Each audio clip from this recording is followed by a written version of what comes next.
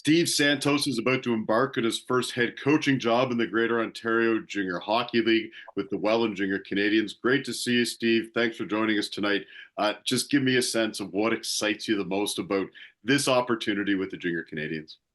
Well, it's been great. Thanks for having me, Darren. I appreciate the reach out to do this interview and put some spotlight on Welland here. Really excited. I was fortunate enough to get an opportunity via phone call in early July for an interview, and I met with TJ, our GM, and we go through the process and speak with Louis, our owner, and just had some really good conversations. TJ and I kind of have the same thought process on how we want the team to go, the direction we want to head in. And I was just lucky enough to get the opportunity and took it with both hands, jumped right in, and really looking forward to it. Really excited to start my career as a head coach at the junior level.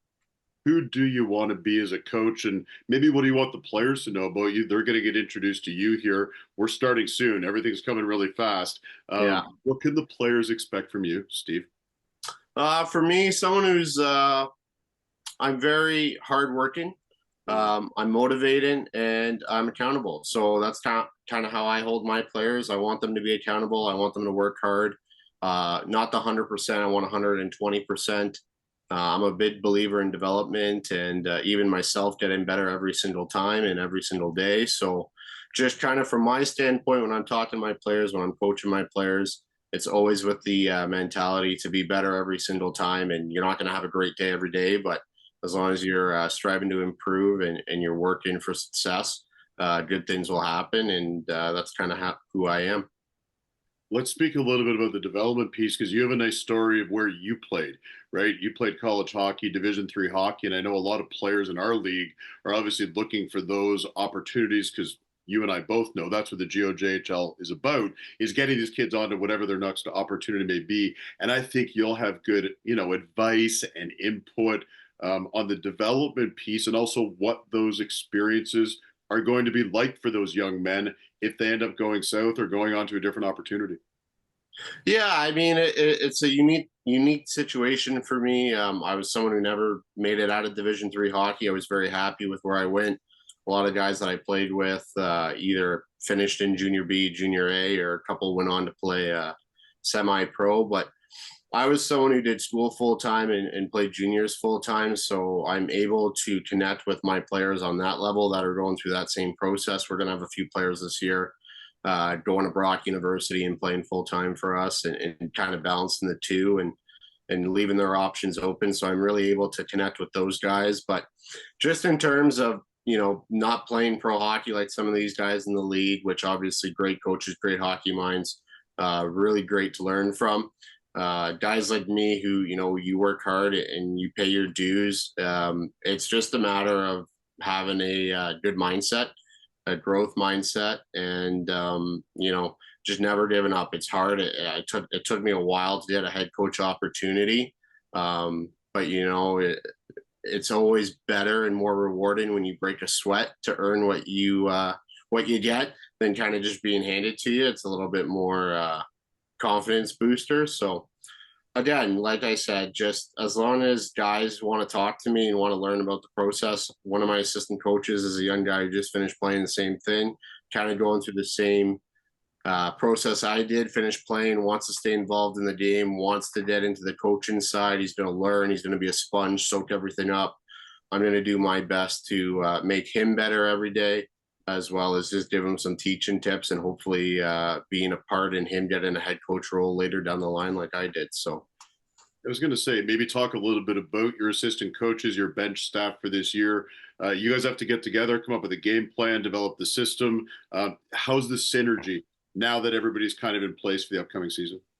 Oh, it's great. Our one assistant coach, Vinny Veridersa, I've known for about 5-6 years. Good hockey mind. He's been coaching in the Outlaw League with the North York Renegades. I think he's lost 20 games max in 5 years.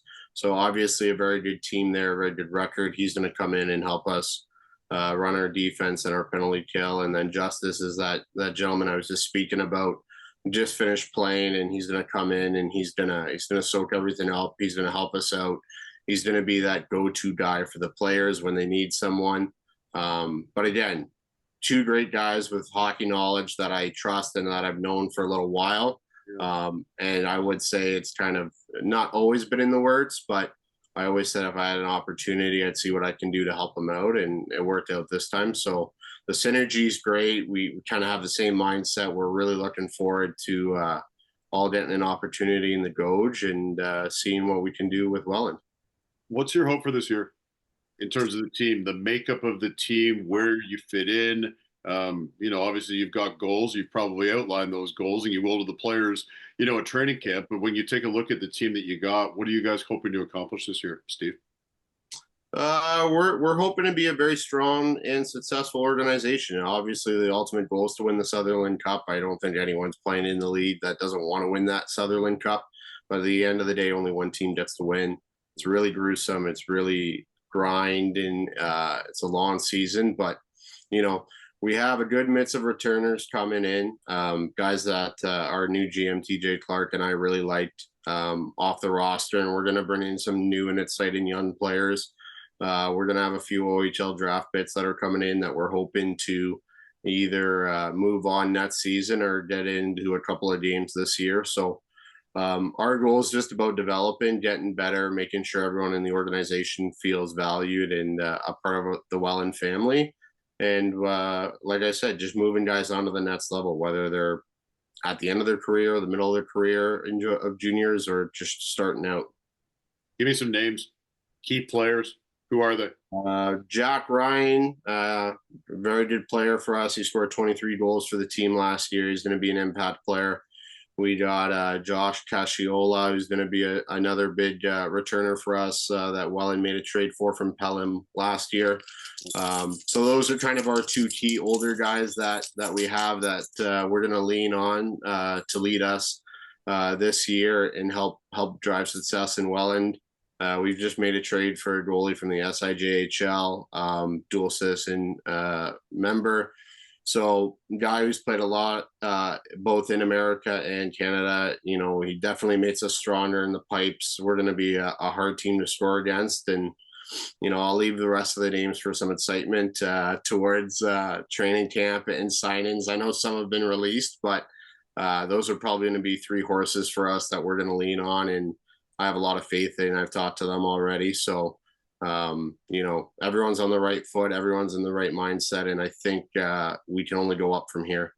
I like how you're giving me a stay tuned before training camp. There are more names to come from the Welland Jr. Canadians. You will see their roster on opening mid-September. What would you like the fans to know about this team? Obviously, they're keen to get back to the rink, and there's a lot of buzz at this time of year for training camp to open and captains to be announced, and the preseason is going to start here soon. Your message to the fans would be what about this year's group? Stay hungry. I've heard a lot of good things. I know you guys are passionate here in Welland. I know you're hungry for success. I know we haven't won a championship yet in the organization, but that's the main goal, and it might not happen this year, but it's going to be our goal to get there or work towards it and climb up that mountain. But just stay excited, stay hungry, come out, support. We're going to get involved in the community for sure. We want to meet you guys. We want you guys around just as much as you guys want to be around us. So stay hungry, stay excited. We're looking forward to seeing you Sunday nights at the Welland Main Arena. And that's really what it's about, right? You're talking a little bit there about building the culture, being involved in the community. How important is that aspect for you?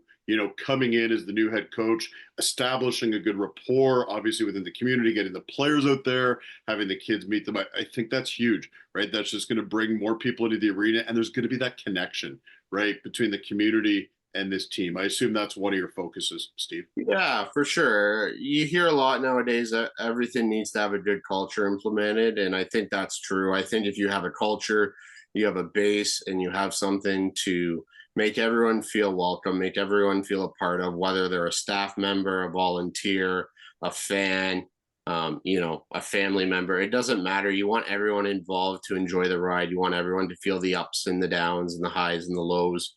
But we also want to make sure we're developing young men to be great people, and great hockey players, because at the end of the day, hockey will end for everyone at some point in terms of playing, but you want to be able to make sure you leave a lasting impression on the people you touch and the people you connect with. So culture is huge, community is huge, and at the end of the day, without our fans, without our community, without our culture, it would be a very tough organization to be a part of, right? But when you have all those positive influences in place, when you have the right system, the right leadership, I think it's something that bodes success. And you got to be good to be lucky and lucky to be good. So I think you're kind of rubbing two stones there at once.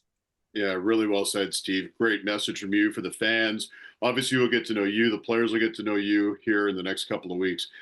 Let's just quickly touch on your previous experiences. You spent a year and a half with the Brantford Bandits in the GOJHL. Obviously, you also spent some time as an assistant coach with the Dundas Blues. They play in the PJHL. How did those experiences help prepare you for this? And maybe what would you like to say just about those organizations and what they did for you? I'll start off with Dundas, so that's a little bit older. It's kind of where I got my start in junior. Really thankful for Steve Edler and Tim Wilson and Dane O'Neill for giving me an opportunity. At the time, I think I was 23 or 24. So pretty young guy, still learning, kind of just starting to get ready to ramp up my coaching career and let it take off. But for Dundas, Dane gave me a lot of confidence. He allowed me to run our penalty kill, which I was able to get to second best in the league at 93%.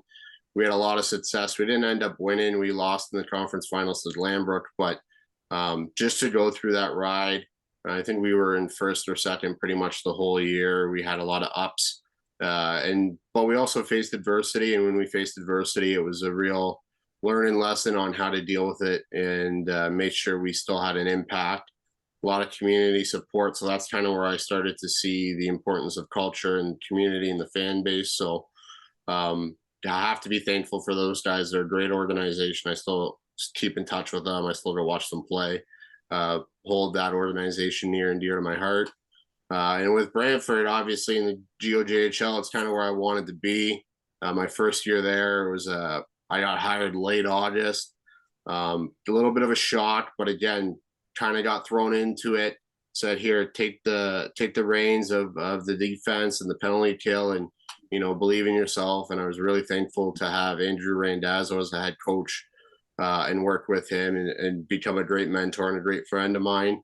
And then obviously after last year, going into Nets the following season, there was a change in ownership.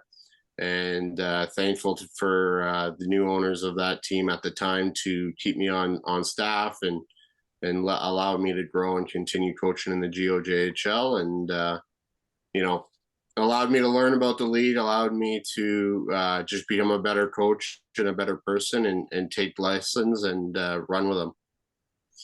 I can't wait to learn more about Welland. I can't wait to work together this year. Obviously, Steve and I are going to stay in touch and bring you any Welland Jr. Canadians news that we can over the course of the season. We'll be there for your spotlight game as well at some point over the course of the year. Congratulations, my friend. Super happy for you. If you'd like to know anything about the Welland Jr. Canadians, the roster, season tickets, how you can get involved to volunteer, anything like that, you can go to wellandjuniorcanadians.com. Good to see you, Steve. Thanks so much. Appreciate it, Darren. All the best this year, and thank you for everything you do.